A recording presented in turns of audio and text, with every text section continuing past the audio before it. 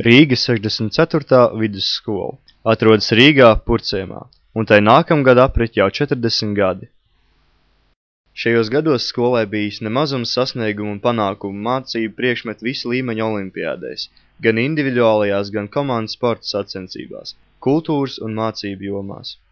Mūsu skola šajos gados Latvijai ir devusi daudz spēcīgas personības, kur sasnieguši augstus rezultātus dažādās sfērās.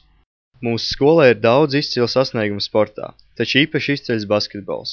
Skolā mācījušies brāļi Igors un Raimonds Miglinieki, kā arī Andris Biedriņš. Jau no 80. gadu beigām lielākā uzmanība tiek pievērsta priekš eksaktajām zinātnēm. Pēdējo gadu spilgtākais piemērs ir vairākkārtējs fizikas un matemātikas pasaules olimpiāžu laureāts Gunters Kittenbergs. Ar pētījumiem fizikas un matemātikas jomā ir ievērojami Evijs Lokenberga, Gunta Lāca, Agnis Šuškovniks. Mūsu absolventi ir ne tikai spēcīgi matemātiķi un fiziķi, piemēram, Latvijas Universitātes vēstures un filozofijas dekāns Gvido Straube, mugurkaulu ķirurgs Artis Gulbis. Mūsu skola bija pirmā Latvijā ar īpašu teātra novirzienu.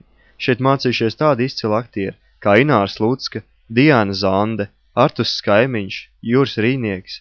Arī operdziedātājs Aivars Kransmans un mecosoprāns Ieva Parša ir mūsu skolas absolventi. Bet stāsts nav tikai par personībām. Stāsts arī par vidi, kurā šādas personības rodas.